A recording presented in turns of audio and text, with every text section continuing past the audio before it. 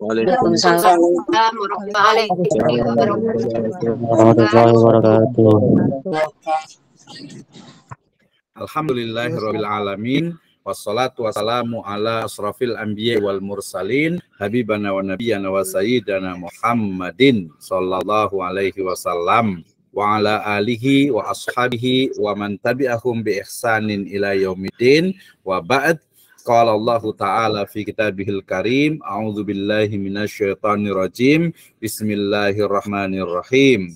Wa idh qala Ibrahimu li abihi Azara atattakhidu asnaman aliha inni araka wa qaumaka fi dhalalim mubin wa kadzalika nuri Ibrahima malakutas samawati wal ard wal yakuna minal muqinin falamma janna alaihi lailu ra'a kawkaban qala hadha rabbi falamma afala qala la uhibbul afilin falamma ra'al qamara bazighan qala hadha rabbi falamma afala qala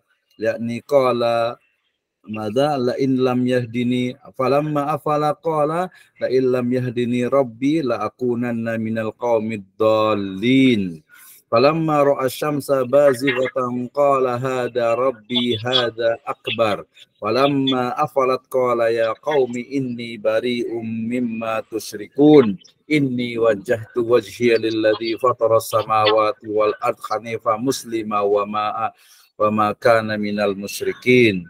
Wa qala Rasulullah sallallahu alaihi wasallam fi riwayatin rawahul Bukhari wa Muslim kullu mauludin yuladu alal fitrah. Wa aidan qala Rasulullah sallallahu alaihi wasallam ala wa inna fil jasadil mudghah idza salahat salahal jasadu kullu wa idza fasadat fasadal jasadu kullu ala wahyal qalb. Amma ba'd fa inna asdaqal hadithi kitabullah wa khairal huda hudan nabiyyu sallallahu alaihi wasallam. Alhamdulillah, syukur kepada Allah Subhanahu wa taala yang telah memberikan kepada kita kenikmatan iman, Islam dan juga ihsan. Kemudian salawat dan salam sama-sama kita panjatkan kepada junjungan alam habibana wa nabiyyana wa sayyidana Muhammadin sallallahu alaihi wasallam, kepada seluruh ahlul baitnya, para sahabatnya, serta orang-orang yang senantiasa mengikuti jejak sunnahnya hingga akhir zaman. Saya ucapkan terima kasih kepada seluruh mahasiswa di program sarjana, program studi pendidikan agama Islam, Sekolah Tinggi Ilmu Tarbiyah Sirajul Falah Bogor di semester yang ke-4A atau kelas 4A ya. 4C. Terima kasih ya atas kehadirannya pada hari ini ya.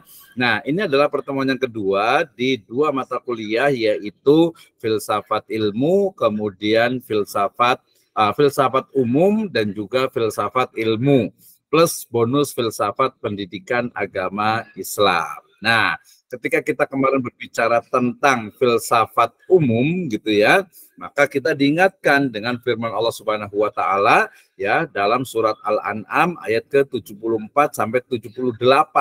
Ini adalah kisah epik tentang bagaimana Nabi Ibrahim alaihi salam ya dalam mencari eksistensi ya ontologi keberadaan adanya Tuhan. Ya, ketika mulai melihat falamma janna alaihi lailu ra'a kawkaban qala hadza rabbi. Ketika melihat bintang ya, kemudian Nabi Ibrahim mengatakan hadza rabbi, ini adalah Rabbku, penciptaku, Tuhanku. Falamma afala qala la uhibbul afilin.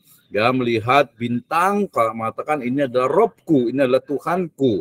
Ya, tapi kemudian tiba-tiba bintang itu menghilang. Ya, kemudian dikatakan lagi dengan apa? Falamma ra'al qamara bazighan qala hadza rabbi. Ya, ketika melihat qamar, melihat bulan bercahaya luar biasa, hadza rabbi. Tapi kemudian apa? Falamma afala qala ya, bahwasanya ketika ternyata bulan itu hilang ya, maka mengatakan la illam yahdini rabbi la akunanna minal qaumid dhalin. Jadi bukan, itu berarti bukan Robnya. Kemudian falamma ra'a asy-syamsa bazighatan qala hadza rabbi. Nah, pagi harinya melihat matahari terbit ya, kemudian mengatakan, "Wih, ini bercahaya luar biasa, hadza rabbi."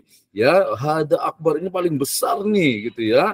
Falamma afalat qala la falamma afalat qala ya qaumi inni bari'um mimma tusyrikun. Jadi ayat ini Al-An'am 7478 menjadi salah satu ibroh ya, bagaimana manusia dalam hal Nabi Ibrahim alaihissalam ya berupaya mengoptimalkan rasionalnya, mengoptimalkan akalnya, mengoptimalkan jiwa raganya ya, hatinya juga untuk mencari Tuhan ya, karena beliau adalah seorang nabi dan rasul, kemudian diakhiri dengan wahyu dari Allah Subhanahu wa taala.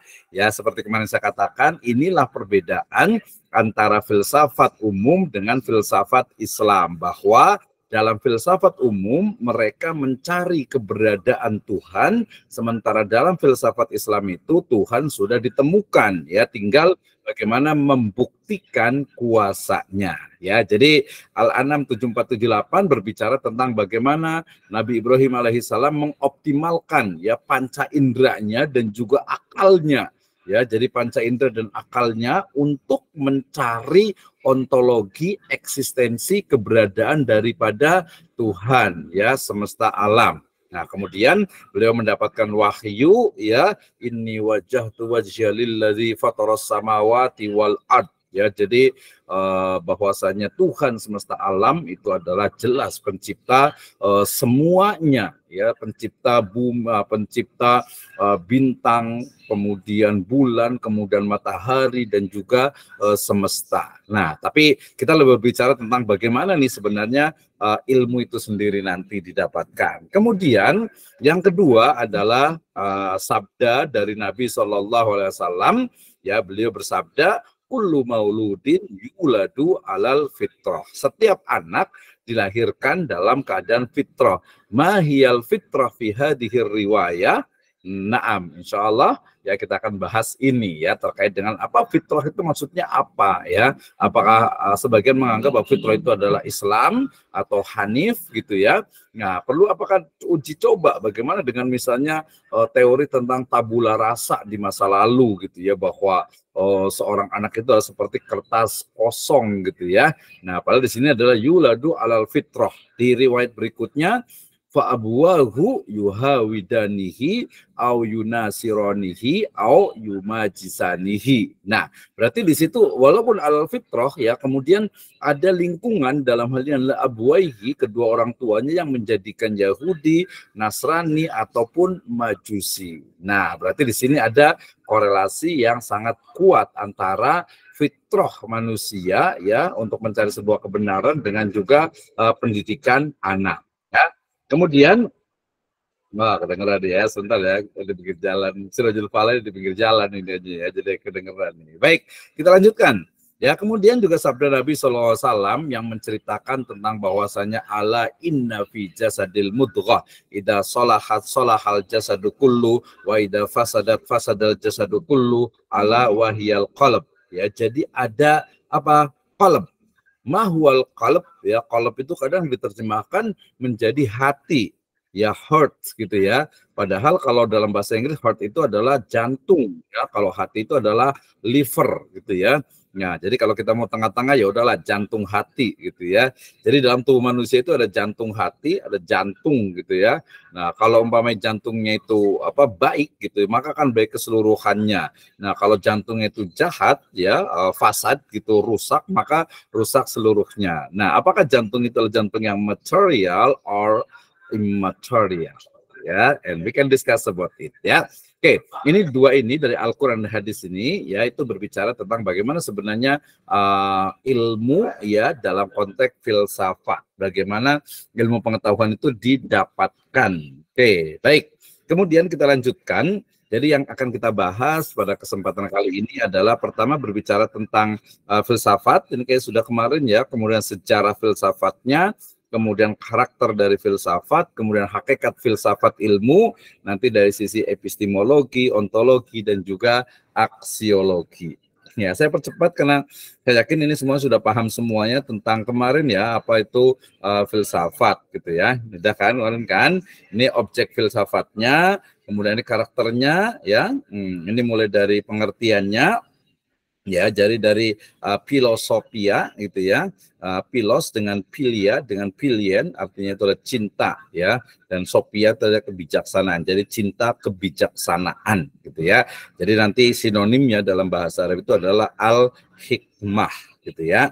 Oke, jadi the filsafat, the philosophy itu adalah the mother of all the arts gitu ya. Jadi induk segala seni, induk dari segala ilmu pengetahuan. Objeknya kemarin kita sudah bahas tentang thinkable, unthinkable, dan untouchable ya.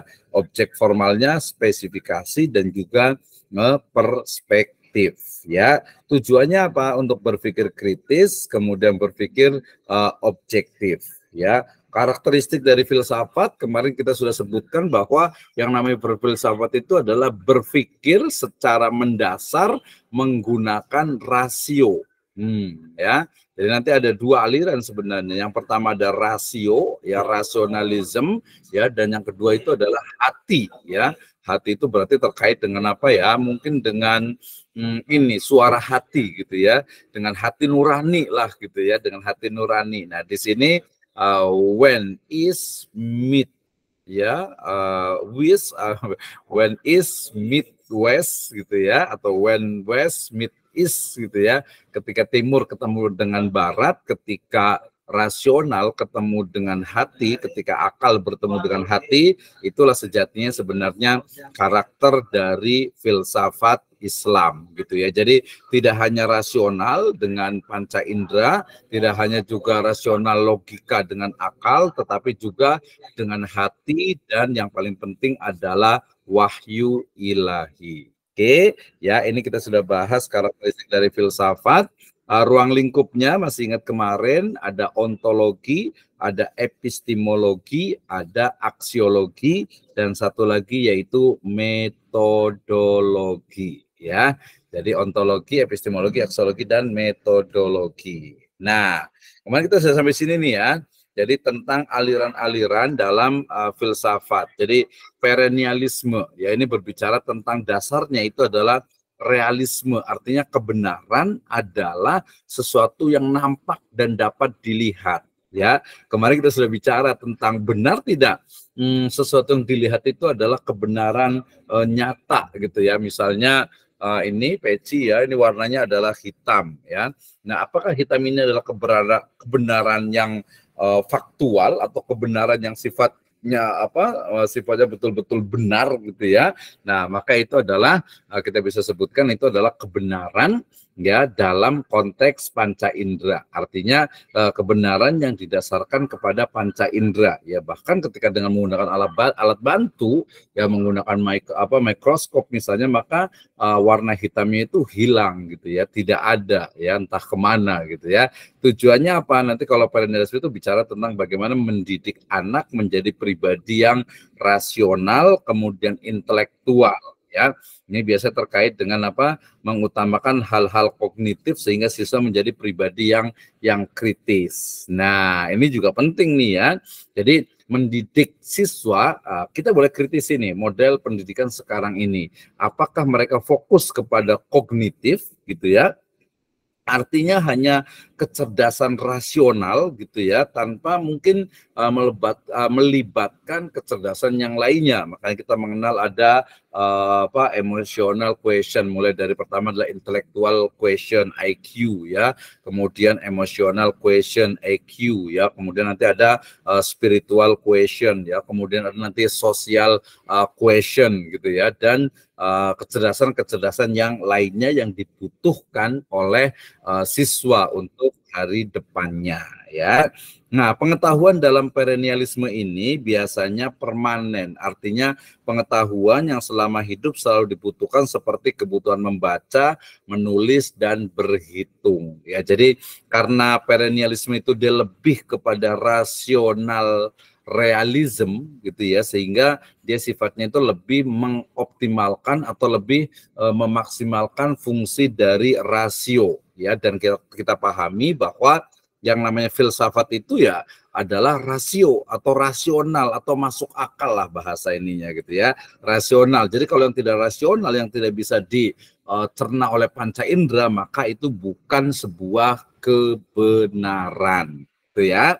Nah, itu kita sudah temukan kenapa kemudian agak berbeda antara filsafat Islam dengan filsafat yang ada di luar Islam. Nah, makanya ada juga nih yang mengatakan bahwa belajar filsafat itu ya istilahnya itu apa ya, bisa jadi makruh, bisa jadi haram. Kenapa? Karena kadang meragukan tentang adanya eksistensi Tuhan, ya. Kenapa? Karena mereka mencari, bener nggak sih Tuhan itu ada, bener nggak sih malaikat itu ada, bener nggak sih misalnya siksa kubur itu ada, bener nggak sih siksa neraka itu ada, gitu. Karena memang mikirnya rasional, karena banyak ya bagian dari agama itu ya yang memang tidak rasional. Bukan tidak rasional sebenarnya, tidak bisa dirasionalkan gitu ya. Walaupun ya bisa ya rasional ya, sebenarnya rasional, tinggal rasional yang mana gitu ya. Kalau rasionalnya Islam ya tentu didasarkan kepada wahyu. Tapi kalau rasionalnya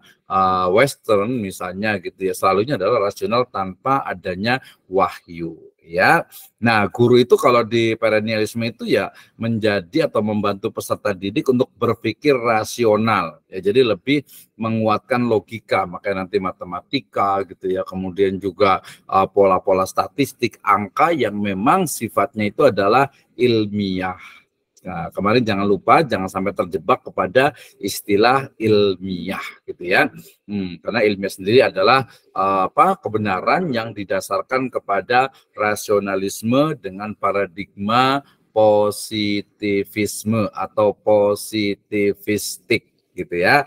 Nah, metode pembelajarannya dia lebih kepada ekspositoris, yaitu pembelajaran yang tertata secara jelas, diskusi, ceramah. Jadi dia memang mengoptimalkan dari rasio gitu ya. Jadi kadang dia itu tidak menggunakan rasa gitu ya. Sebagai contoh aksiologinya ya, praktisnya adalah kita lihat di debat misalnya.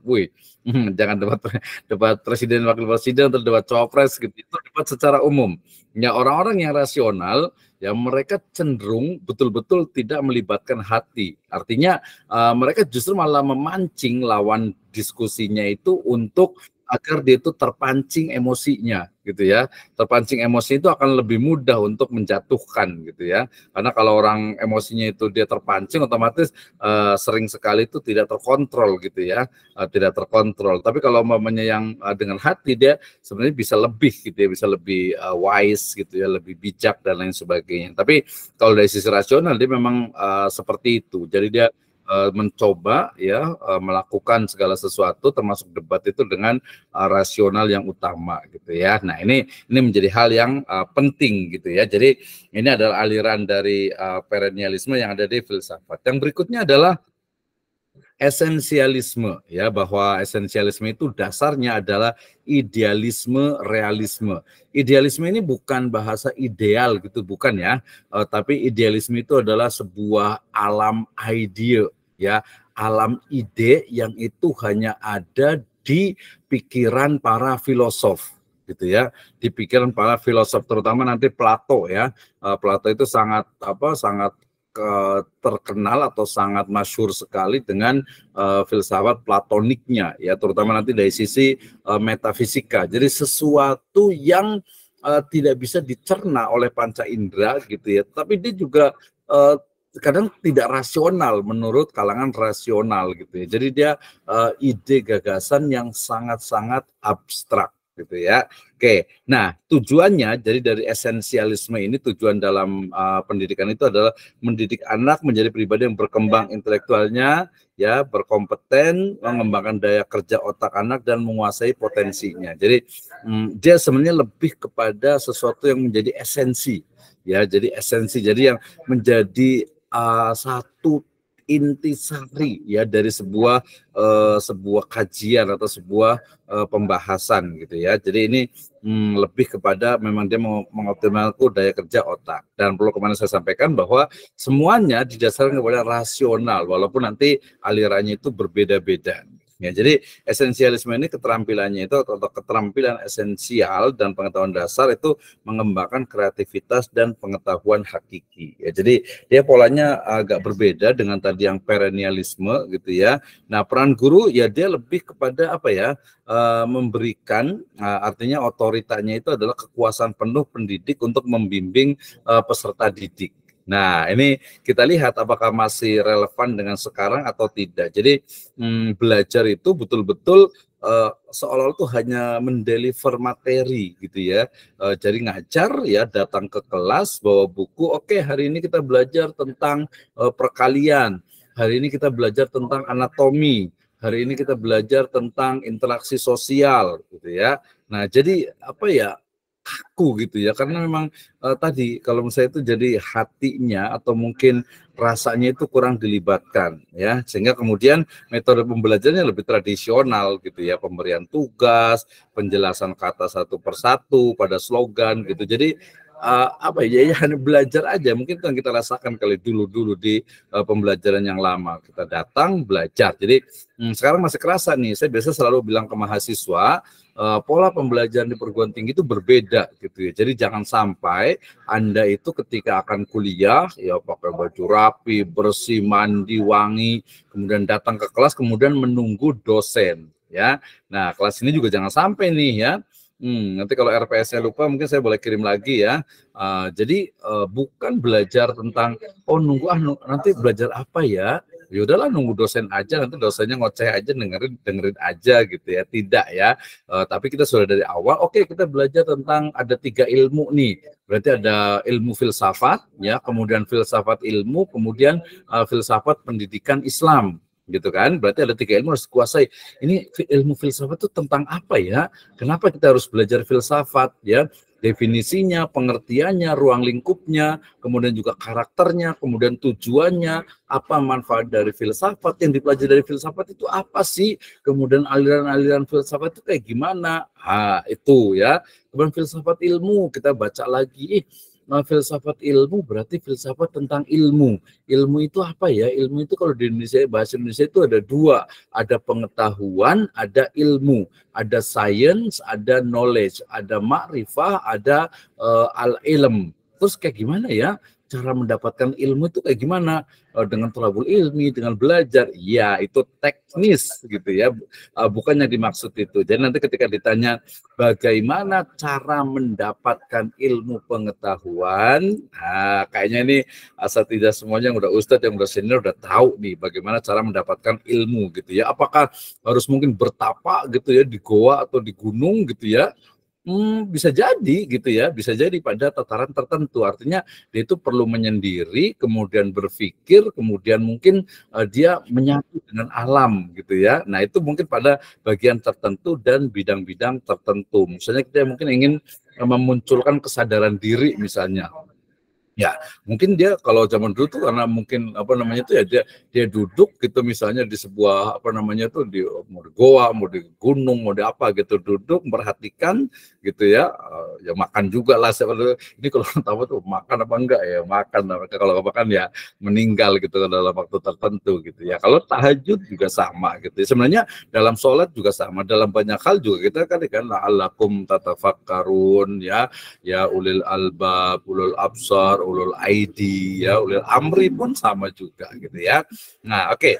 Jadi esensialisme ini dia lebih kepada pola aliran filsafat yang tradisional. Dalam pendidikan juga sangat tradisional. Jadi seolah-olah itu apa ya, murid itu ya tadi mungkin mengikuti teori yang lama tadi itu, tabula rasa gitu ya. Jadi menganggap bahwa murid itu, siswa itu ya kosong gitu ya. Jadi kita yang lukisnya gitu, kita yang menyesuaikannya gitu. Padahal dengan potensinya setiap peserta didik, setiap siswa itu juga punya kemampuan menganalisis potensi dirinya itu pasti ada gitu ya. Oke, ini adalah esensialisme ya.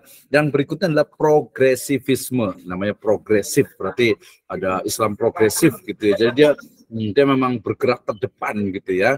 Jadi, tapi dia lebih ke arah pragmatisme ya, di mana hal yang dilakukan ya, jika hal yang dilakukan itu ada manfaatnya maka akan diambil, jika tidak bermanfaat maka akan diabaikan. Ini biasanya masuk ke dalam pragmatisme. Jadi alirannya bagian dari dasar adalah pragmatisme. Jadi dia memang melaju cepat gitu, tapi ada manfaatnya ya. Nah, ini sebenarnya hampir sama nih. Ini kalau manusia sekarang juga lebih kurang itu sama. Saya ngomong cepet banget kayaknya nih ya. Kalau tidak agak denger ini. Baik, saya agak lebih pelan. Ya, jadi progresivisme. Progresivisme itu adalah aliran filsafat yang kemudian dasarnya itu adalah pragmatisme. Masyarakat sekarang rata-rata pragmatisme, ya, istilahnya dengan ambak, ya. Apa manfaatnya buat aku, ya?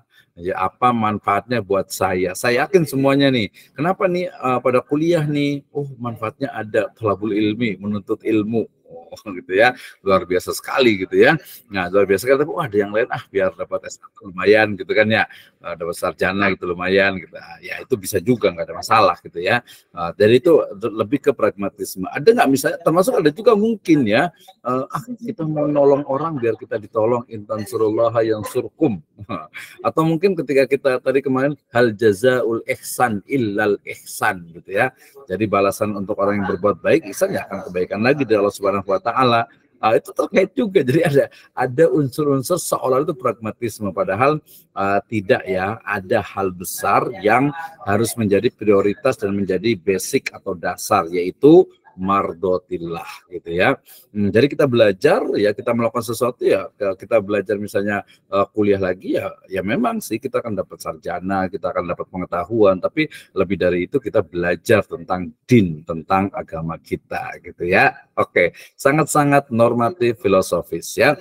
Tujuannya kalau dalam progresivisme itu mendidik anak menjadi pribadi yang demokratis, mengutamakan kepentingan bersama, menghargai dialog, kreatif, dan mengutamakan musyawarah dalam mengambil keputusan berdasarkan ya, di Indonesia itu adalah demokrasi Pancasila. Ya, ini biasanya terkait tadi dengan progresivisme yang berkaitan dengan aliran yang biasanya berkembang di wilayah tertentu ya. Jadi demokratis saat ini, kemudian juga mungkin semacam ada fokus group discussion-nya, kemudian juga mufakat gitu ya. Nah, artinya dalam proses ini biasanya pengetahuan itu ya, hidup demokratis itu menyediakan pengalaman untuk menemukan, memecahkan hal baru dalam kehidupan pribadi dan sosialnya. Jadi ada unsur bagaimana sosial gitu ya, lingkungan itu juga mempengaruhi gitu ya, karena memang kita nggak mungkin bisa hidup sendiri, makanya memerlukan mempertimbangkan adanya unsur sosial ya.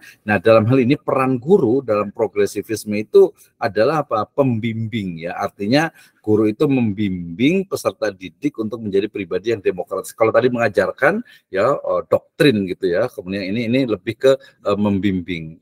Sudah ada mengarah ke sesuatu yang mungkin yang lebih kekinian gitu ya, lebih mutakhir sekarang ini. Metode pembelajarannya biasa dalam bentuk problem solving, kemudian juga berawal dari masalah untuk memecahkan permasalahan. Ini banyak dipraktekkan di sekolah alam. Saya punya teman di Bandung Barat sana itu, dia punya sekolahnya itu dengan kurikulum tadi problem solving gitu ya. Jadi misalnya begini, contoh ininya lah ya, contoh gampangnya. Jadi kita sediakan ya di kolam itu, kebetulan depan sekolah itu ada kolam ikan gitu ya. Kita sediakan di situ ikan gitu ya, ikan. Nah, kemudian setiap siswa diberikan ya waktu ya untuk menangkap ikan. Ya, jadi instruksinya adalah setiap kalian ya, karena anak kecil ya, setiap kalian harus bisa mendapatkan ikan ya, minimal itu 3 ya. Caranya bagaimana? Caranya diserahkan kepada kalian semuanya, mau pakai alat apa saja yang ada di sekitar sini dipersilahkan. Ya, itu adalah problem solving ya. Akhirnya ada yang langsung turun ke bawah nangkep pakai tangannya gitu ya. Ada yang mungkin cari untuk di dapurnya yang kayak apa untuk saringan itu untuk menangkap ikannya. Ada yang pakai pancing, susah juga pakai pancing kan banyak yang turun gitu ya. Nah, itu adalah kurikulum berbasis problem solving gitu ya. Jadi mencari ya mengoptimalkan sebenarnya itu dia bisa nggak sih caranya kayak gimana sih anak-anak kreatif itu seperti apa sih gitu ya.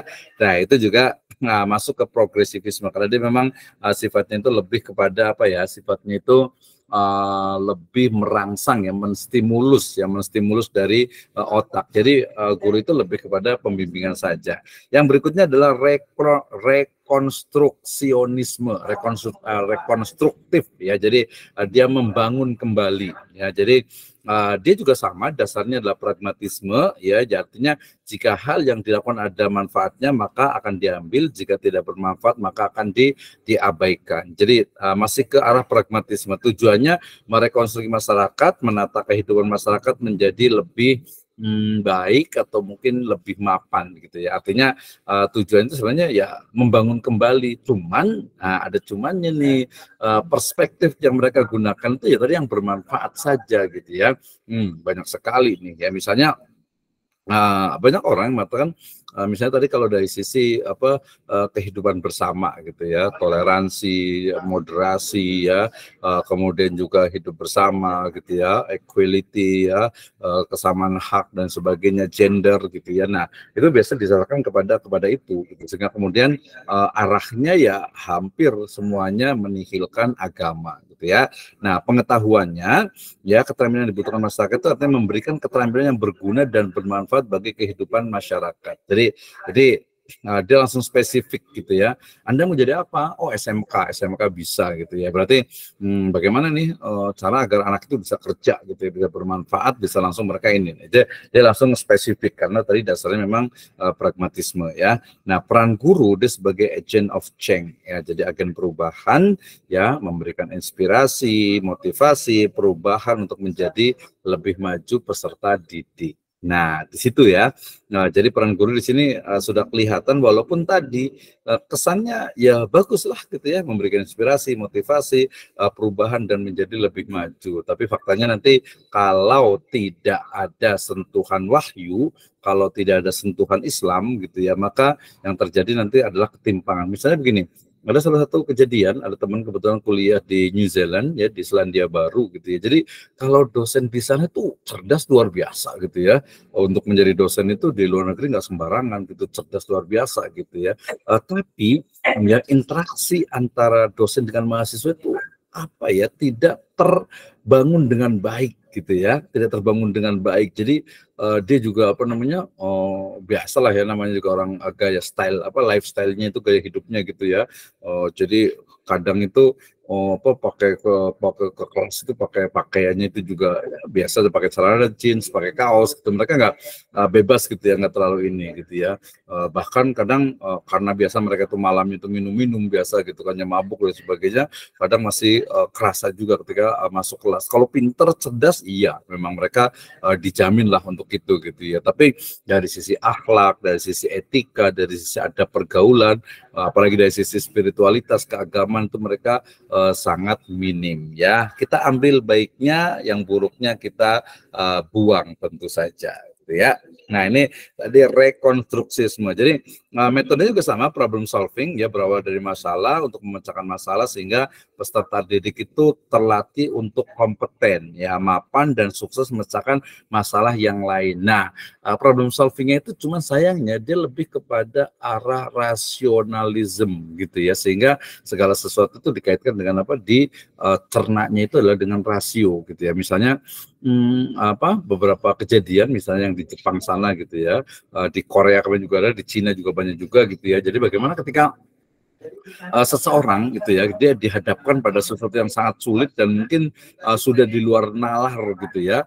Artinya misalnya dia mungkin tiba-tiba dia itu mungkin dipecat dari pekerjaannya ya, kemudian dia karena ada rasa malu dan lain sebagainya gitu. Akhirnya apa? Akhirnya dia bunuh diri. gitu ya, atau kadang membunuh orang lain gitu ya, atau mungkin juga melakukan hal-hal yang sifatnya itu merusak dirinya gitu kan ya. Nah, itu adalah bagian dari urgensi pentingnya dari agama ya.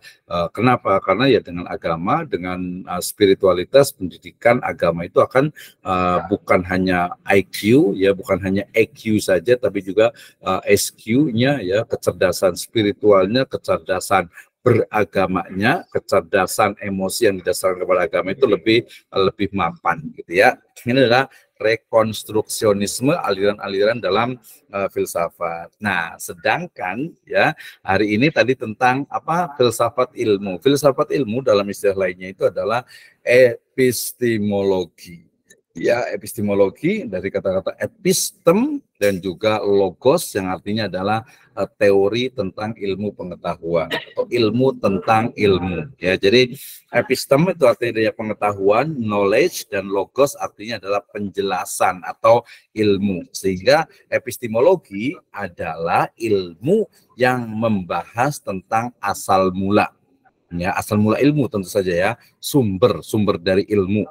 Ya, kemudian ruang lingkup dari ilmu, kemudian nilai validitas ya, kebenaran dari ilmu, dan juga kebenaran dari ilmu pengetahuan tentu saja. Ya, jadi memahami, mempelajari tentang hakikat dari pengetahuan, justifikasi, dan juga rasionalitas keyakinan gitu ya. Nah, ini kadang kalau dari sisi agama ya agak-agak berat dan bertentangan gitu. Misalnya tadi bahwa sumber ilmu. Nah, ya, nanti kita mau tanya nih ya, sumber ilmu pengetahuan. Ya, yang pertama, yang kedua adalah asal mula ilmu pengetahuan, ya. Kemudian yang ketiga adalah ruang lingkup ilmu kepengetahuan. Yang berikutnya adalah standar atau ukuran kebenaran ilmu. Kemudian yang ketiga itu adalah bagaimana sebenarnya yang benar itu kayak gimana gitu, yang benar itu seperti apa sebenarnya gitu ya. Apakah misalnya kisos gitu atau had itu benar, itu membawa kepada kemaslahatan gitu ya. Nah, seperti itu ya. Misalnya kemarin ada kontroversi di Amerika sana terkait dengan hukuman mati gitu ya. Hukuman mati kan biasa paling ditembak gitu ya. Kalau zamannya zamannya Socrates itu diracun gitu ya. Nah, kalau di Timur Tengah, Middle East mungkin digantung gitu ya, ada yang dipancung gitu ya. Nah, di Amerika itu kemarin berkembang itu dengan hukuman untuk eksekusi mati itu dengan nitrogen ya. Gitu. Jadi zat yang ketika dihirup itu dia bisa meninggal ya. Kalau mungkin juga suntik mati juga ada juga gitu ya. Nah, itu perlu pakai penelitian. Ternyata beberapa kali kejadian itu ternyata justru malah membuat orang yang dihukum mati itu tersiksa. Jadi tersiksa itu lama gitu ya. Jadi kita bayangkan kalau ya orang dihukum mati gitu kan, kemudian yang cepat meninggalnya yang mana sih? Apakah dipancung, apakah gantung, apakah ditembak, apakah disuruh minum racun gitu ya. Wallahu a'lam bishawab gitu. Karena kan banyak narkoba, kemudian juga pembunuhan berantai dan lain sebagainya gitu kan ya. Nah, itu perlu pengetahuan, perlu adanya pemikiran yang mendalam khususnya dalam filsafat ilmu itu sendiri gitu ya. Nah, termasuk juga tadi yang paling penting itu adalah asal mula. Jadi ilmu itu sebenarnya dari mana sih sebenarnya gitu? Apakah memang murni dari kecerdasan otak manusia gitu ya? Nah, kalau kita beragama, kita orang Islam tentu saja ya ilmu itu ya dari Allah Subhanahu wa taala gitu ya. Nah, cuman ini mendasarnya filsafat seperti itu gitu. Jadi cumannya adalah dari mana kita bisa membuktikan bahwa ilmu itu dari Allah Subhanahu wa taala gitu kan ya. Nah, itu perlu adanya, makanya dari dulu tuh filosof muslim itu sudah berpikir keras untuk bisa menjawab ya bagaimana argumentasi dari filosof dari Greek atau dari Yunani itu sendiri gitu ya. Oke, kemudian termasuk juga sumber. Sebenarnya kalau yang saya lebih fokus itu adalah kepada cara gitu ya. Jadi cara memperoleh ilmu pengetahuan. Nah, nanti saya akan tanya nih, masih ada waktu 11 menit lagi. Saya nanti mau tanya satu-satu nih ya. Pertama tentang asal mula ilmu pengetahuan. Jadi kita lebih fokus ya, kalau fokus kepada epistemologi ya. Jadi teori tentang ilmu pengetahuan. Jadi mulai dari asal mula ilmu pengetahuan Ya misalnya kalau di Al-Quran kemarin kita sudah bacakan ayatnya dalam surat Al-Baqarah, a'udzubillahi minasyaitonirrajim, bismillahirrahmanirrahim, wa 'allama Adamal asma'a kullaha tsumma 'aradahum 'alal malaikati faqala ambi'uni bi asma'i haula in kuntum shadiqin, gitu ya. Nah, atau di ayat tadi yang di surat Al-Alaq juga Iqra a'udzubillahi minasyaitonirrajim bismillahirrahmanirrahim Iqra bismi rabbikal ladzi khalaqal insana min 'alaq Iqra wa rabbukal akram alladzi 'allama bil qalam, ya, yang mengajarkan. Dari the first, ya, muallim al-awwal adalah Allah Subhanahu wa taala, ya. Jadi asal mula, kemudian sumber, kemudian ruang lingkup, kemudian nilai validitas kebenarannya, dan juga dari tujuan, ya, dari ilmu pengetahuan itu sendiri. Nanti akan saya tes satu-satu, ya. Kemudian juga tadi hakikat dari ilmu pengetahuan, justifikasinya, dan juga rasionalitas keyakinan, ya. Secara general pasti kita mengatakan ya Islam ya rasional, gitu ya. Islam ya rasional, tapi serasional apa sih sebenarnya? Apa sih yang dipahami rasional dalam Islam dan juga dalam filsafat Barat? Nah, we can discuss about it. Ya, kita akan diskusi bersama. Oke, next masih ada 5 slide lagi, dikit lagi. Ya, yang berikutnya adalah terkait dengan epistemologi ini, ya. Jadi ketika bicara tentang epistemologi itu sebenarnya bicara tentang analisis dari filsafat yang terkait, ya, dengan hakikat dari ilmu pengetahuan. Ya, jadi bagaimana hal ini memiliki keterkaitan dengan konsepsi seperti kebenaran, kemudian keyakinan, dan juga justifikasi lainnya. Ya, biasanya kalau epistemologi itu sifatnya itu apa? Skeptisisme, ya, tidak percaya. Nah, ini bedanya nih. Jadi kalau filsafat itu sebenarnya asal itu skeptis, gitu ya. Skeptis itu nggak percaya, gitu ya. Jadi dia nggak percaya, dia bisa percaya atau mau percaya kalau ada bukti. Itu kan orang rasional kayak gitu. Ya beda dengan orang yang beriman, gitu ya. Orang beriman itu ketika Sayyidina Abu Bakar itu dikabarkan Nabi itu Isra Mi'raj, ya udah, ya, saya sami'na wa ta'na, gitu ya. Artinya saya ya yakin, percaya, gitu ya. Kalau orang rasional enggak, ini bener nggak nih? Masa bisa kayak gitu sih, gini, gitu ya. Nah, itu rasional, walaupun ada yang mengatakan itu rasional keblinger, gitu ya. Nah, jadi berasal dari skeptisisme dalam level dan juga orang tertentu itu ya bisa lah, gitu ya, bisa. Tetapi untuk orang awam ya mungkin tidak semuanya bisa menerimanya, gitu ya. Dia menerimanya karena ya udahlah, kita udah yakin kan, masa masih ragu sih dengan Islam, gitu ya. Masa masih ragu dengan keyakinan Islam, harus yakin dong, gitu ya. Nah, keyakinan kita akan semakin kuat kalau dibuktikan dengan apa? Pembuktian, argumentasi yang logis, sistematis, dan juga empirisnya. Empiris dalam batasan tertentu, ya, dalam batasan tertentu. Misalnya membuktikan, sekarang yang lagi viral ini nih, yang lagi viral itu adalah nanti tahun 2024 itu film ini siksa kubur, ya. Kalau kemarin itu film siksa neraka, gitu, sekarang siksa kubur, gitu ya. Nah, merasionalkan siksa kubur itu kayak gimana tuh jadinya, gitu ya. Bener nggak nih? Kalau ceritanya itu kan dia baru short movie-nya, ya. Nah, short movie-nya itu kan yang nggak rasional juga sih, dan kalau yang mudah terpancing emosinya, mungkin agak-agak baperan, gitu ya, itu gampang banget ini. Ya, kayaknya aduh kasihan banget, gitu ya. Di short movie yang nanti boleh lihat tuh di YouTube, gitu ya, short movie tentang siksa neraka, gitu ya. Siksa neraka itu kan dia ini, jadi ada seorang pembunuh berantai, gitu ya, pembunuh berantai, kemudian dia meninggal dunia. Nah, ketika meninggal dunia, kemudian dia setelah dibersihkan, gitu, dimandikan dan seterusnya, kemudian diletakkan di peti mati, gitu ya, peti mayat, ya. Nah, kemudian ternyata ketika mau dikubur, diletakkan di peti mayat itu masih dibuka, ternyata anaknya yang laki-laki itu dia masuk ke dalamnya, ya, ingin memeluk ayahnya itu yang meninggal itu. Nah, kemudian dia pas masuk ke dalam, kemudian dia juga ketiduran di situ, tertutup, gitu ya, sampai akhirnya nggak ada yang tahu kalau anak kecilnya ada di situ, gitu ya. Kemudian akhirnya dibawa sampai ke kuburan dan sampai dikubur. Bayangkan, aduh, ini kayaknya agak rasional banget, gitu ya. Kayaknya ada nggak sih kejadian kayak gitu, ya, sedih banget, gitu. Nah, kemudian setelah 7 langkah, gitu ya, pergi, apa namanya, anaknya itu baru bangun gitu, bangun teriak-teriak itu nggak bisa. Nah, kebetulannya namanya juga film gitu ya, tapi dia kayaknya based from true story deh gitu ya. Nah, kemudian pas kebetulannya dia itu bawa korek, jadi ayahnya itu mewariskan korek gitu. Nah, ketika dibuka, diceklekan koreknya itu gitu ya, harusnya nggak di dalam nggak ada oksigen, agak susah sebenarnya sih ya, tapi namanya juga film gitu ya.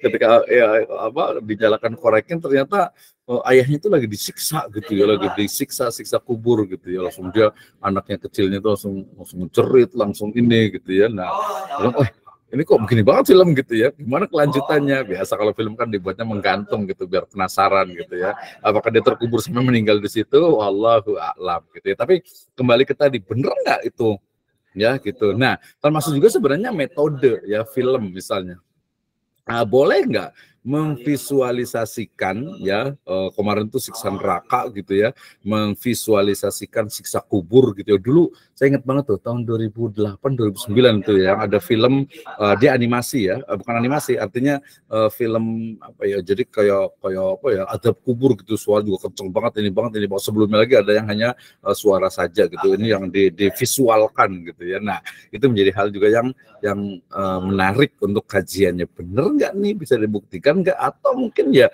memang rasio manusia itu nggak sampai untuk ke sana, karena itu adalah bagian yang gaib. Nah, dari situ kemudian kita bisa memahami tentang sumber dan ruang lingkup ilmu pengetahuan, justifikasi atas keyakinan dan juga kriteria bagi pengetahuan dan justifikasi. Ini menjadi topik dan tema yang sangat penting, utamanya dari umat Islam, agar tidak istilahnya itu ya terjebak dan juga terbawa kepada ilmu pengetahuan yang berkembang saat ini. Artinya umat Islam itu memiliki karakter, memiliki pondasi dasar yang kuat untuk pengembangan dari ilmu pengetahuan, gitu ya.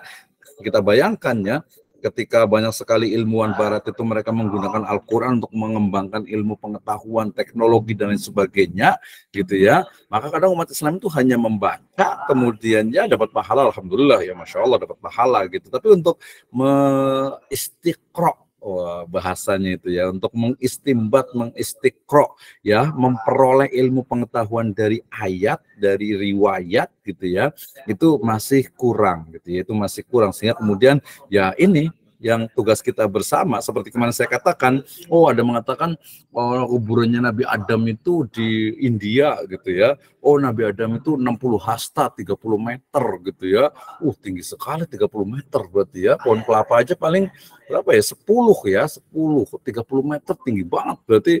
Bener itu ya, kayak kemarin saya bilang itu apa, dinosaurus itu ya kayak kucing gitu ya, kayak kucing, jadi ya udah ditendang-tendangin aja gitu, nggak ini gitu. Nah, tapi kemudian proses, termasuk juga Nabi Adam itu, saya punya bukunya Ibnu Jauzi ya, tentang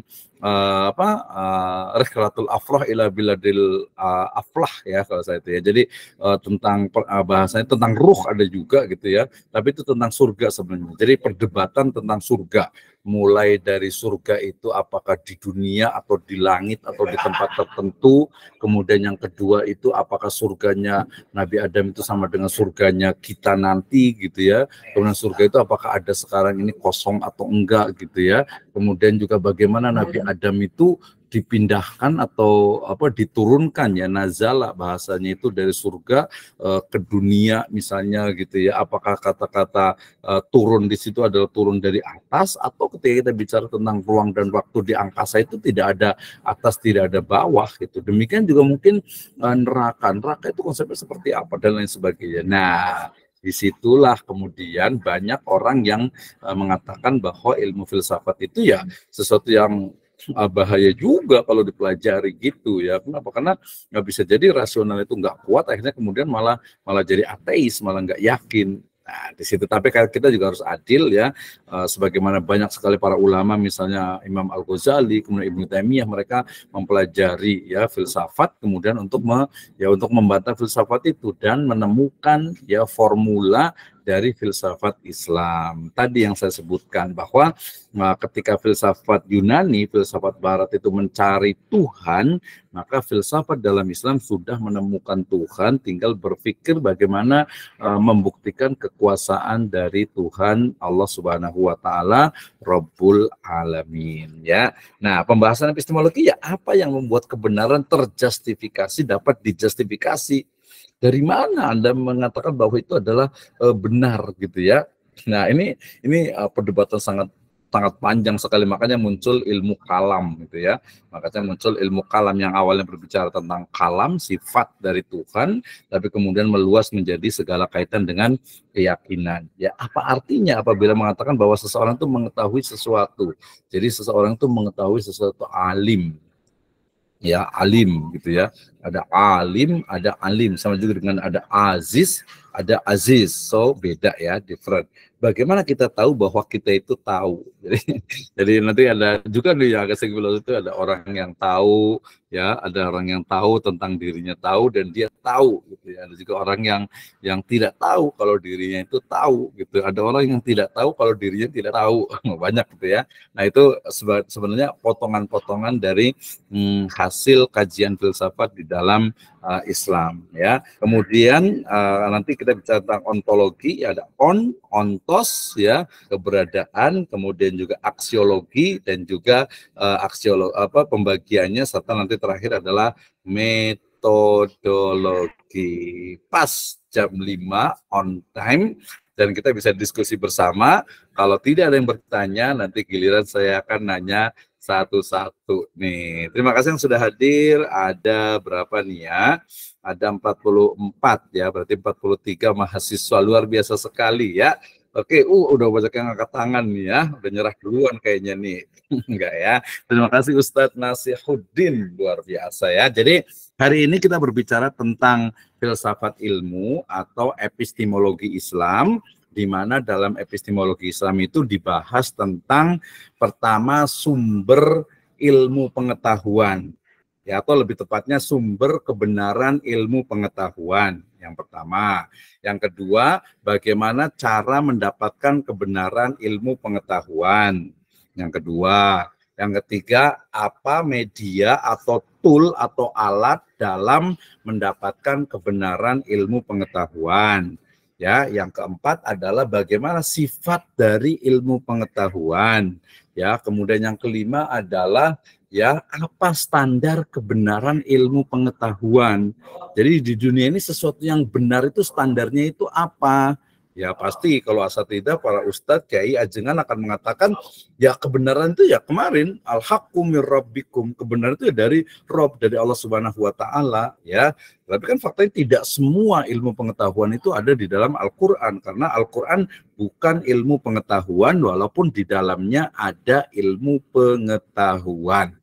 Gitu ya, apalagi dengan pengembangan dari ilmu pengetahuan dan teknologi sekarang ini, gitu ya.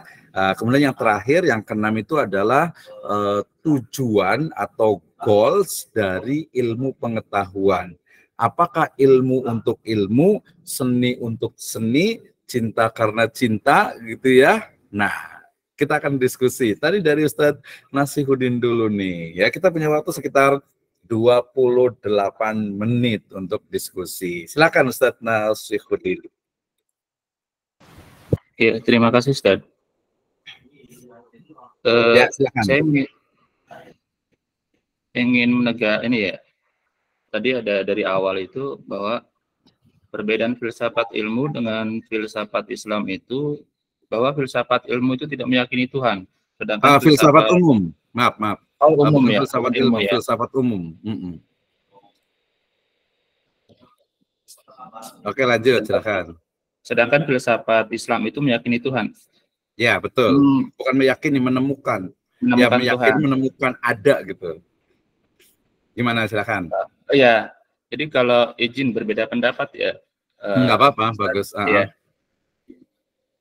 Jadi filsafat itu kan sesuatu yang filsafat umum gitu ya. Dan tidak terkait dengan Tuhan. Dia larinya kepada kebijaksanaan akal. Artinya dia meyakini Tuhan atau tidak meyakini Tuhan, itu tergantung subjeknya. Siapa yang mempelajari filsafat tersebut. Ketika yang mempelajari filsafat tersebut meyakini Tuhan, maka filsafat itu pun meyakini adanya Tuhan. Dan sebaliknya ketika subjek itu seorang ateis yang tidak meyakini Tuhan, maka filsafat pun dia jauh dari Tuhan. Jadi filsafat itu bersifatnya dia tidak terikat apakah ada meyakini Tuhan atau tidak Tuhan. Tapi tergantung subjek yang mempelajari filsafat itu, apakah dia meyakini Tuhan atau tidak meyakini Tuhan. Ini belum ke spesifik kepada filsafat Islam ya. Betul. Yang kedua, saya termasuk orang yang tidak setuju dengan pembenturan bagian-bagian dari filsafat. Misalnya filsafat Barat dengan filsafat Islam dibenturkan, filsafat A dengan filsafat B dibenturkan. Dalam pandangan saya, filsafat itu sesuatu yang sinergi gitu, sesuatu yang tergantung perspektif kita dalam melihat sesuatu dari filsafat apa gitu. Artinya, ketika kita melihat ilmu, maka perspektif kita dalam perspektif apa? Apakah filsafat Barat atau filsafat Islam? Jadi bukan suatu yang berbenturan, bukan, tetapi suatu yang mempunyai perspektif yang berbeda. Nah, semua kajian-kajian filsafat itu mempunyai perspektif yang berbeda. Jadi kekayaan filsafat itu dia mempunyai perspektif-perspektif yang beda. Jadi saya kurang setuju ketika ada filsafat A dibenturkan dengan filsafat B. Itu hanya perbedaan perspektif aja. Seperti itu dalam pandangan saya. Terus yang ketiga, tentang sesuatu yang supranatural ketika kita coba dengan akal. Jadi gini, dalam kehidupan itu semua itu mempunyai karakter berbeda-beda. Misalnya dalam alam ada tanah, ada angin, ada air. Dan dalam keilmuan pun sama, dalam pengetahuan pun sama. Pengetahuan pun punya karakter yang berbeda-beda. Kita anggap misalnya rasionalitas itu adalah tanah, misalnya. Terus supranatural itu adalah air. Maka seharusnya tempatkan tanah pada tempatnya, dan tempatkan air pada tempatnya. Contohnya gini, ketika kita menempatkan supranatural bukan pada tempatnya, pada akal, maka yang terjadi kita menempatkan air pada keranjang. Maka itu bukan pada tempatnya, gitu. Jadi ketika kajian realitas itu tempatkan pada akal, tapi ketika kajian pada supranatural tempatkan pada tempatnya, gitu. Pada keimanan misalnya. Jadi ketika orang mengkaji supranatural dengan akal, itu ibarat, maaf ya, kalau dalam pandangan saya itu ibarat orang menampung air di dalam keranjang, itu bukan pada tempatnya, gitu. Karena pengetahuan pun itu punya karakternya sendiri, sama seperti makhluk hidup. Ya. Terima kasih Ustaz, terima kasih. Oke, luar biasa sekali dari filosof kita ini ya. Betul, sebenarnya sih bukan beda pendapat ya. Justru memang ketika kita berbicara tentang filsafat, mulai dari kita sebut saja awal itu adalah Yunani, ya memang masing-masing itu memiliki karakter gitu ya, memiliki karakter. Kalaupun dia sebenarnya kalau mama dibenturkan, sebenarnya bukan dibenturkan, tetapi kajian-kajian terkait dengan awal mula masuknya pemikiran filsafat ke dunia Islam, itulah yang kemudian menjadi perdebatan panjang dan akhirnya juga memang sangat memengaruhi juga dari peradaban atau dari cara berpikir ya Islam itu sendiri gitu. Sehingga kemudian ya betul, makanya saya juga mengatakan bahwa ya filsafat Yunani itu ya nggak salah gitu, karena memang mereka hidup di Yunani, di dekat Asia Kecil sana. Kemudian tadi saya pernah katakan kemarin itu tidak ada nabi dan rasul di sana, sehingga mereka mencari sebuah kebenaran ya sesuai dengan mereka gitu. Kemudian ketika mungkin di India juga, kemudian di Persia juga, di Cina juga, bahkan di Nusantara juga, ketika mereka berpikir tentang Tuhan, berpikir tentang alam, bahkan bisa bicara tentang mikrokosmosnya, berbicara tentang misalnya hakikat dari manusia, ya masing-masing gitu ya, masing-masing pasti akan memiliki karakternya sendiri gitu ya. Nah, sehingga kemudian ya kaitan ya konfrontasi misalnya antara filsafat Islam dengan filsafat di luar Islam atau Barat itu sebenarnya memang menjadi sebuah kajian, dan memang nggak apa ya, bisa dikatakan itu nggak nyambung gitu, nggak nyambung. Jadi kalau untuk memaksakan disambung, maka tadi kalau ada istilah filsafat Islam ya sebenarnya cara berpikir secara parsial sebagian filsafat yang kemudian bisa jadi dilakukan oleh umat Islam atau dengan cara berpikir Islam gitu ya. Nah, ini kan menjadi hal yang unik, menarik ya. Kemudian tadi kenapa saya bicara tentang perbedaan utama, artinya itu bukan perbedaan yang hanya satu itu gitu ya. Jadi saya lebih utama dalam spesifik di sini itu adalah memang dengan objek adanya filsafat ketuhanan ya. Jadi ketika filsafat ketuhanan ya hampir semua filosof itu bagaimanapun liberalnya mereka masih tetap mengakui adanya Tuhan gitu ya. Tetapi kemudian ketika filosof atau filsafat ya, ahli filsafat atau filosof itu kemudian mereka memang berasal awalnya sih sebenarnya gitu, karena kalau yang kita lihat itu rata-rata ya misalnya filosof dari misalnya dari Hindu atau Buddha ya mereka meyakini Tuhan dalam perspektifnya mereka. Demikian juga yang filosof dari Kristen misalnya. Nah, seperti itu. Tapi kalau kita merujuk kepada filsafat awal ya tentang filsafat ketuhanan, memang mereka mencari gitu bagaimana sih sebenarnya eksistensi keberadaan Tuhan itu apa ya. Kemudian juga dalam filsafat hukum Islam sendiri juga dibahas kenapa sih nabi itu harus ada gitu ya. Jadi mencoba untuk melihat keyakinan Islam dengan kacamata filsafat ya, dan ini memang ya satu hal yang sangat debatable tentu saja gitu ya, debatable, dan ya masing-masing tentu akan berpegang kepada cara berpikirnya masing-masing dari sisi filsafat. Dan bisa dikatakan tadi ada pragmatisme, ada paradigma dan sebagainya, itu sebenarnya yang menjadi sebuah pemikiran. Mungkin kalau dalam teologi dalam bidang teologi ini mungkin mirip dengan ini, dengan sekarang dulu ada misalnya ada Khawarij, ada Mu'tazilah, ada Jabriyah, ada Qadariyah gitu dan sebagainya ya. Nah, sekarang itu mungkin tidak ada gitu ya, tetapi pemikiran-pemikiran mereka dalam bentuk parsial gitu ya, buih-buihnya itu ada. Nah, termasuk juga tadi filsafat, sama juga sebenarnya dengan ideologi-ideologi lain juga sebenarnya sebagian besar itu sudah mengalami ya bisa dikatakan itu reduksi atau perubahan. Komunis misalnya gitu ya.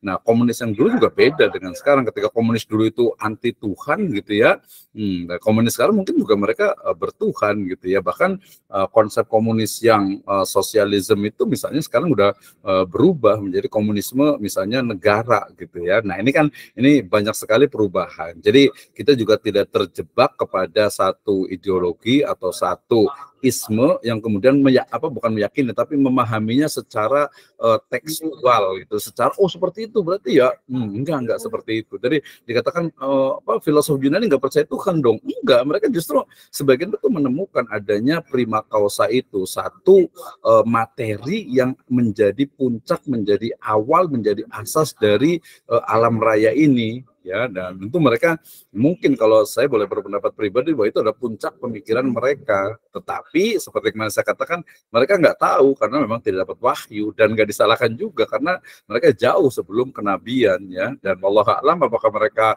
sezaman dengan nabi-nabi yang lainnya, ya tugas kita nih ya untuk mempelajarinya. Kira-kira kemarin Luqman Al-Hakim itu ini enggak ya, bener nggak sih riwayat yang mengatakan bahwasanya Plato dan juga beberapa muridnya itu juga belajar ke Luqman Al-Hakim gitu ya. Sebenarnya dari kajian pemikiran sebenarnya kita juga mungkin bisa akan menemukan itu sebenarnya. Tapi bagaimana caranya? Apakah dengan ini masih ke filsafat ilmu juga, apakah dengan metodologi yang dibangun dari paradigma yang berbeda, atau harus mempelajari sesuatu objek dengan paradigma dari dirinya sendiri. Ya, dalam hal ini adalah begini. Nah, ketika kita belajar tentang Islam misalnya gitu ya, maka metodologi filsafat ilmu yang digunakan itu ya Islam gitu ya. Nah, kemudian ketika dia misalnya menggunakan metodologi yang lain, nah apakah itu cocok atau tidak? Nah, maka itu akan kembali kepada masing-masing. Ketika mungkin bisa menemukan kebenaran, hampir semua kebenaran dalam konteks ilmu pengetahuan itu adalah subjektif gitu ya. Bukan objektif gitu ya. Ini kalau salah nggak juga nih, nanti boleh komentar nih. Kita undang juga nih Pak Suhendi nih. Waktu kita masih ada sekitar 15 menit lagi nih ya. Kalau tidak tahu nanti saya mau tanya nih satu-satu nih. Sebelum saya tanya satu-satu, saya mau ini dulu. Silakan Pak Suhendi nih, gimana pendapatnya nih tentang filsafat Islam atau lebih spesifik ke epistemologi Islam? Silakan. Saya tidak mengarah ke sana Pak, hanya barusan aja pengetahuan itu tergantung, jadi subjektif ya, tergantung siapa yang membawakannya. Saya mau bertanya mengenai ayat yang pertama Bapak bawakan itu. Kedengaran tidak, Pak? Soalnya di sini hujan clear. Soalnya hujan gede. Mengatakan bahwa Nabi Ibrahim itu melihat bulan, melihat matahari, melihat bintang, gitu ya.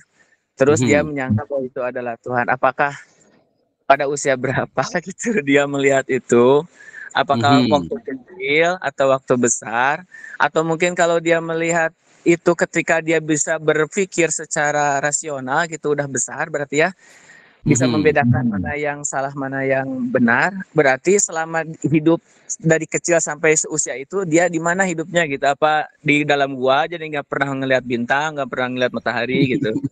Nah, jadi kalaupun saya boleh berpendapat, itu Nabi Ibrahim melihat bulan, melihat matahari, melihat bintang itu bukan melihat materi matahari, bulan, bintangnya itu, Pak.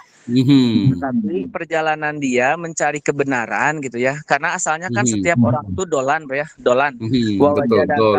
Wawajadaka dolan bahada, termasuk para nabi, termasuk para filsuf, ilmuwan itu semuanya dolan. Fahada yang ditunjukkan oleh Allah melalui bagaimana cara Allah. Nah, termasuk Nabi Ibrahim pun asalnya itu dolan, kemudian mendapat petunjuk bahwa bukan itu. Nah, yang saya lihat itu bukan bulan, matahari, bintangnya, tapi orang-orang yang hidup di zaman Nabi Ibrahim itu, mereka itu menyembah, perilakunya menyembah gitu. Jadi perilakunya gitu, bukan melihat bulannya, bukan melihat bintangnya, bukan melihat matahari, tapi melihat perilaku mereka. Iya, luar biasa sekali nih Pak Suyendi. Kayaknya ini saya harus tanya ke Ustadz ini ya.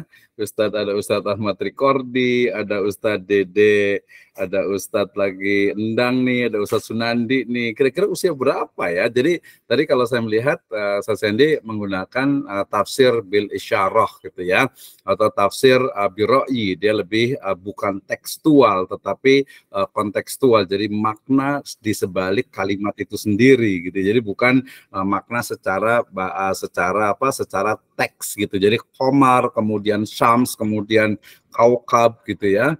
Apakah itu adalah materi bulan, bintang, bulan, matahari, atau mungkin dia hanya tadi kiasan atau istilahnya itu bahasa hyper gitu ya, bahasa sesuatu yang bukan itu gitu maksudnya itu. Tapi matahari itu misalnya engkau adalah matahariku gitu ya, engkau matahari bukan engkau adalah matahari gitu kan. Nah, apakah seperti itu? Wah, ini menarik sekali nih ya, walaupun masih dalam ruang lingkup di bagaimana menginterpretasikan metodologi atau metode dalam menginterpretasi ayat.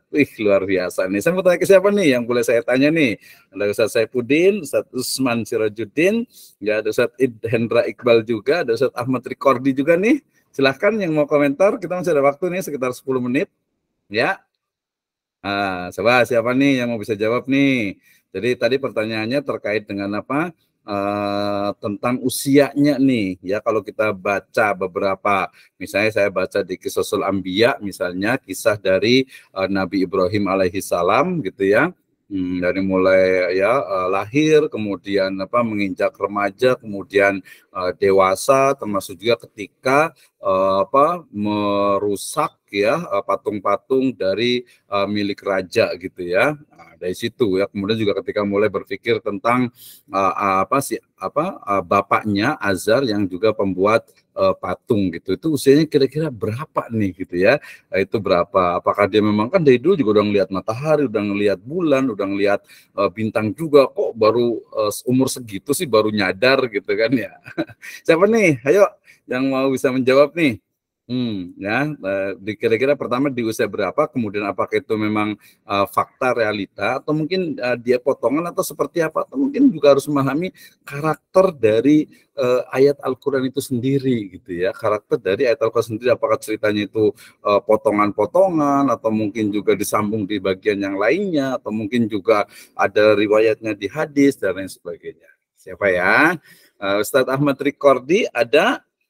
Atau Ustadz siapa nih, Asep Saifuddin, Ustadz Usman Sirajuddin nih, Bapak Ali Imran, Boleh komentar nih. Oh, yang akhwat tuh juga boleh, yang ibu-ibu juga boleh nih. Siapa nih yang mau jawab gantian ini ya. Jadi sebelum nanti kita sama-sama pahami bersama. Silakan. Ada yang lain lagi? Siapa ya? Ini nggak kelihatan semua di saya, gitu ya. Nah, silakan. Ayo, yang mau berkomentar atau mungkin boleh tanya yang lain dulu aja, ya.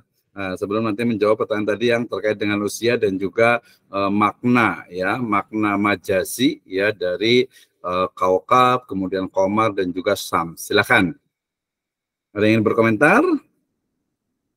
Gimana kopinya? Wah, ini kan masalahnya serius banget nih, karena berbicara tentang sesuatu yang kadang ini ngomongin apa sih ya, tentang epistemologi, tentang ini. Ya udahlah, kita iman aja lah, yakin, percaya. Ya iya, memang beberapa tipe manusia ya seperti itu gitu. Ya udahlah, nggak usah jauh-jauh lebih mikir lebih, nanti stres lagi gitu ya. Nah, kalau menurut saya tidak juga, karena yang pasti sesuai dengan kemampuannya. Ketika mungkin nanti ditanya, ini kan menjadi masalah yang ada di masyarakat juga gitu ya. Ketika ini maksudnya apa ya, filsafat itu seperti apa? Nah, bedanya itu. Jadi kalau di perguruan tinggi ya kita belajar filsafat umum, ya, kemudian filsafat ilmu dan juga filsafat pendidikan agama Islam. Jadi filsafat yang dipelajari pertama terkait dengan filsafat alam semesta. Dari alam semesta itu kemudian juga bicara tentang filsafat ketuhanan. Dari filsafat ketuhanan juga sebenarnya sebelum lagi ada filsafat tentang hakikat dari manusia. Ya, dari filsafat alam itu kemudian memunculkan bagaimana sebuah kebenaran itu dibuktikan gitu ya. Kemudian juga dari kebenaran itu caranya bagaimana. Silakan Ustaz Nasi lagi deh gantian untuk menjawab nih, kira-kira apa nih maknanya, betul atau tidak? Silakan Ustaz Nasihuddin. Izin bertanya, Ustaz. Ya, boleh, silakan. Ya, filsafat alam semesta. Saya teringat dengan ungkapan dari Ibnu Arabi bahwa alam semesta itu adalah insan yang kecil atau mikrokosmos. Dan balik, alam semesta itu adalah insan yang besar, makrokosmos. Dan insan adalah alam semesta yang kecil. Itu maksudnya gimana, Ustaz? Ya, terima kasih. Luar biasa sekali nih ya. Ini sekaligus ini harusnya sih kita ngetes yang lain juga nih satu-satu dulu gitu ya. Yang lain kayaknya lagi masih persiapan nih kayaknya nih. Nggak apa-apa lah ya gitu ya. Jadi ada Pak Hendra Iqbal mau jawab atau yang lainnya? Kita kasih kesempatan dulu. Jadi biar nggak saya saja gitu ya, nggak saya saja, tapi juga yang lain juga boleh berkomentar. Silakan ya, ibu-ibu juga mau komentar juga boleh. Jadi kita berbicara tentang itu, misalnya tadi pertanyaan terakhir dari Ustaz Nasihuddin terkait dengan apa, semesta ini adalah makrokosmos, kemudian manusia ini adalah mikrokosmos gitu ya. Jadi ini juga banyak sekali ya, sebenarnya ada pertemuan pemikiran ketika manusia ya dengan potensinya, rasionya itu kemudian dia berpikir tentang hakikat dari manusia. Ya, hakikat dari manusia, yang mereka mengatakan bahwa manusia itu adalah bagian dari alam. Artinya, ya segala sesuatu yang terjadi pada manusia itu juga terkait dengan apa yang terjadi di alam. Sebaliknya, ya, bahwa apa yang terjadi di alam, sesuatu yang ada di alam sejatinya itu ada pada diri manusia, sehingga kemudian manusia itu tidak bisa dipisahkan ya dengan alam itu sendiri ya. Nah, ketika berbicara tentang makrokosmos dengan mikrokosmos, berarti berbicara tentang bagaimana kosmos, atau saya menerjemahnya dengan kesemestaan ya, atau semesta yang besar, semesta yang agung itu adalah sebuah ciptaan ya, sebuah ciptaan, sebuah materi yang kemudian dia itu terhampar ya, terhampar dengan begitu luasnya di angkasa raya sana, di semesta ini, dan semua itu kemudian apakah, jadi perdebatannya itu adalah terkait dengan apakah makrokosmos itu yang menguasai mikrokosmos atau mikrokosmos yang menguasai makrokosmos ya, atau mungkin sintesisnya adalah bahwa keduanya saling keterkaitan ya. Jadi makrokosmos berbicara tentang semesta ya, di luar diri manusia, sementara mikrokosmos itu adalah diri manusia itu sendiri, jiwa dan raganya, jasad dan fisiknya, jasad, fisik dan dengan jiwanya lah ya, jasad dengan jiwanya itu yang kemudian menurut beberapa perspektif filsafat, terutama ini kalau di filsafat Jawa itu mereka meyakini bahwa mikrokosmos itu ya pusat semesta. Ya, sehingga kemudian makrokosmos itu bisa tunduk kepada mikrokosmos itu sendiri. Ya, alam semesta adalah insan yang besar dan insan adalah alam semesta yang kecil. Ibnu Arabi, ya betul bahwa semua Ibnu Arabi bagaimanapun dia berpikirnya sangat filosofis ya, tetap masih mempercayai adanya tadi bahwa Rabbul Alamin, alam itu adalah dalam konteks ada dua, ada alam yang besar yaitu semesta dan juga alam yang kecil yaitu manusia. Ketika bicara tentang mikrokosmos manusia, bicara tentang mikrokosmos yaitu manusia, maka sebagian aliran filsafat itu meyakini bahwasanya mikrokosmos atau manusia atau alam yang kecil ini justru adalah pengendalinya. Ya, sehingga mikrokosmos ini menguasai atau mampu menguasai makrokosmos yang semesta dan pusatnya adalah di situ. Ya, sementara kalau yang berbicara tentang makrokosmos, dan ini pendapatnya sangat sedikit ya, yang mereka mengatakan enggak, semuanya adalah karena merujukan juga inni ja'iluka fil ardi khalifah. Konteks khalifah itu kemudian diterjemahkan menjadi mikrokosmos. Sebenarnya kalau dunia kecil sebenarnya ya bolehlah mengatakan seperti itu, tapi bisa dikatakan apa ya, kayak semacam pemampatan. Ya, pemampatan itu di-zip gitu ya, dikecilkan alam raya ini menjadi manusia itu sendiri. Nah, seperti itu. Jadi yang saya pahami lebih kepada bagaimana konsep atau filsafat manusia sebagai pusat semesta. Jadi insan kecil, walaupun dia kecil, tapi adalah yang menjadi pusat, yang menjadi dasar, yang menjadi semacam bahasa agamanya itu adalah khalifah. Ya, khalifah ataupun penguasa, penanggung jawab, seperti itu. Oke, masih ada 4 menit lagi nih. Ada yang mau nanya lagi nggak nih? Pak Asep Saifuddin, tadi yang ke Pak ini ya, ke Pak Suhendi ya. Sebenarnya kalau berbicara tentang usia gitu ya, sebenarnya itu cukup jelas ya, cukup jelas nih ya bagaimana tadi saya sebutkan mulai dari Nabi Ibrahim itu tidak di goa terus gitu ya, dia justru malah ya di masyarakat ya, di wilayah kita sebut saja sekarang bagian dari Palestina gitu ya, bagian dari Palestina, walaupun dulu tuh mungkin daerah sekitar Haron sebenarnya itu, jadi Suria, Libanon dengan daerah situlah gitu ya. Nah, kemudian ya dia dari kecil sudah melihat bintang, sudah melihat ya, bahkan ketika sudah menginjak dewasa. Nah, ini pentingnya juga nanti psikologi, baik itu psikologi perkembangan manusia secara umum ataupun juga psikologi kenabian. Ya, itu menjadi ilmu juga tuh ya. Jadi kita akan lihat bagaimana proses Nabi Ibrahim itu diberikan semacam stimulus untuk berpikir ya. Kita bayangkan, dan walaupun agak sedikit berbeda dalam artian tadi psikologi perkembangan, bahwa orang mikir itu sudah di usia berapa ya gitu ya, apakah ketika dia sudah balik, sudah memahami ya gitu, walaupun tadi tetap saja kita nggak bisa menghilangkan unsur dari wahyu itu sendiri, bahwa proses untuk melihat matahari, bulan, bintang itu adalah proses stimulus yang memang untuk mencapai kepada wahyu, dan ini adalah kebenaran ilahiyah yang dalam konsep kebenaran rasional gitu ya, bisa jadi ya tidak seperti itu gitu ya. Oke, itu yang pertama. Jadi kalau saya boleh katakan ya disebut dengan ghulam ya, disebut dengan ghulam atau syabab, di mana dia itu sudah mulai berpikir, bisa jadi antara 25 ya 30 atau mungkin malah 40 tahun. Tapi kita bisa runut tuh sebenarnya ketika mulai menikah dengan Saroh gitu ya, Siti Saroh, kemudian menikah juga dengan Siti Hajar gitu ya, dan sebelum itu kan kejadian itu kan runut tuh, dan di buku tuh banyak sekali ya. Jadi silahkan dibaca. Kemudian yang kedua terkait dengan interpretasi, ini menarik gitu ya. Dan ini ya agak sedikit debatable memang gitu ya, ketika sebuah ayat ya, terutama ayat Al-Qur'an, apakah dia memiliki makna tekstual atau kontekstual. Wah, ini sangat debatable sekali. Jadi silahkan mencari argumentasi masing-masing gitu ya, apakah ayat ini adalah tekstual ro'a ya, ro'a yaro melihat gitu ya, apakah dengan panca indera dengan mata, atau kadang juga ra'aitalladzi yukadzibu biddin gitu ya, kadang juga dia melihatnya dengan mata hati, mata jantung kali ya harusnya gitu ya, mata jantung gitu ya. Nah ini dua metode cara dalam menginterpretasi. Silahkan cari sendiri untuk kebenarannya masing-masing gitu ya. Oke, kita masih ada waktu. Tadi siapa nih?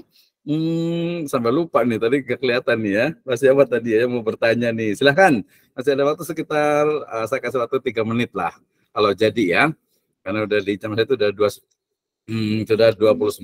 Jadi tentang interpretasi nanti masuk ke dalam kajian dalam teknik atau cara memperoleh ilmu dalam Islam, kan ada mulai dari tajribi, kemudian ada bayani, kemudian juga irfani, kemudian juga isyari. Nah, dari situ kemudian masing-masing itu akan ya, dalam konteks ini sih saya sebenarnya senang ya, artinya berbeda pendapat, berdebat, tapi dengan satu semangat kebersamaan itu ya. Jadi ada yang mengatakan, oh bukan seperti itu. Sebenarnya mudah saja, sebenarnya banyak sekali contoh di dalam Al-Quran yang kemudian memiliki makna yang tidak hanya satu, tidak hanya memiliki makna yang tekstual, tapi juga kontekstual. Misalnya Ar-Rahmanu 'alal arsyistawa, itu sangat debatable sekali gitu ya. Kemudian juga mungkin wa kana arsyuhu 'alal ma, ya mak di situ apa? Jangan-jangan hidrogen gitu ya. Jadi itu sangat banyak sekali, dan saya juga tidak mau terjebak kepada perbedaan itu, dan masing-masing silahkan, apalagi ini semua sudah dewasa, silahkan belajar lagi, pelajari lagi tentang interpretasi terhadap teks, termasuk juga metode berpikir yang berbasis teks dan juga berbasis rasional. Las, ada yang mau bertanya? Silahkan. Besok insya Allah kita... Mohon maaf Pak Ustadz, tadi terputus sinyalnya, bukan tidak sopan, mohon maaf ya. Iya, nggak apa-apa. Gimana, lanjut? Enggak Pak. Ayo atuh Pak Bapak gitu ya, kita bisa ngobrol lagi nih. Jadi saya balik lagi, berarti kalau yang dibacaannya Pak Ustadz Suhendi usia berapa tuh? Siapa Pak? Saya Pak? Ya Pak Ustadz Suhendi. Jadi di usia berapa Nabi Ibrahim itu melihat matahari itu, bulan bintang? Iya, di masa kenabian Pak, menjelang masa kenabian. Ya betul, sangat kualitatif ya. Jadi memang, dan betul jawabannya memang kualitatif, artinya kita tidak bisa menetapkan tahunnya ya. Tetapi kalau secara umum ya, nabi-nabi yang lain ya sebagian besar itu adalah 40 tahun gitu ya. Jadi kalau saya boleh katakan ya antara 25 itu. Ya berarti tadi ya sudah cukup ya, berarti sebelum masa kenabian. Saya lebih panjang, jadi antara 25 sampai 40. Kenapa? Karena proses itu, kalau saya memahami ayat ini, dia bukan sehari.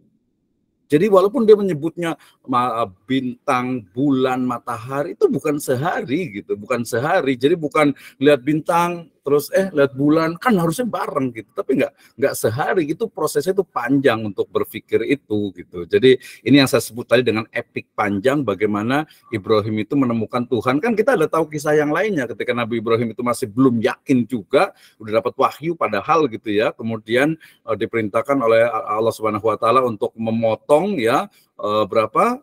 4 atau 3 ya, 4 atau 5 saya lupa tuh, burung itu dipotong-potong, kemudian diletakkan di setiap bukit, kemudian dipanggil kembali, dan burung-burung itu kemudian bisa hidup kembali. Nah itu baru yakin gitu ya, itu nabi gitu ya, apalagi kita nih gitu kan ya.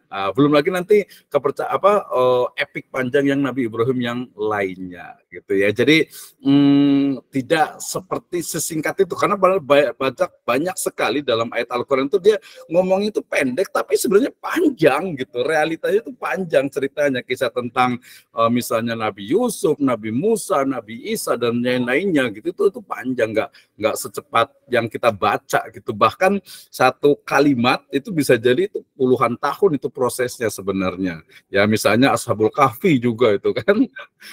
Baik, terima terima kasih ya. Jadi tugas saya adalah fasilitator, jadi menstimulus teman-teman semuanya untuk setelah ini mikir, ini kok begini ya nggak apa-apa lah. Itu salah satu tujuannya. Jadi membuka cara berpikir kita tentang sesuatu, termasuk nanti juga tentang kebenaran. Tadi kita belum spesifik ke kebenaran, nanti akan lebih spesifik lagi tentang metode-metode tadi yang sudah saya sebutkan. Nanti boleh belajar ya. Pertama adalah metode tajribi, yang kedua adalah bayani, kemudian irfani, kemudian isyari. Ya, nah di situ kita akan belajar tentang epistemologi Islam. Demikian, wallahu a'lam bishawab. Jazakumullahu khairan ala ihtimamikum. Kita tutup dengan hamdalah dan doa kafaratul majelis. Alhamdulillahirabbil alamin. Alhamdulillah. La ilaha illa anta wa ilaik. Allahumma ilaika. Wassalamualaikum warahmatullahi wabarakatuh.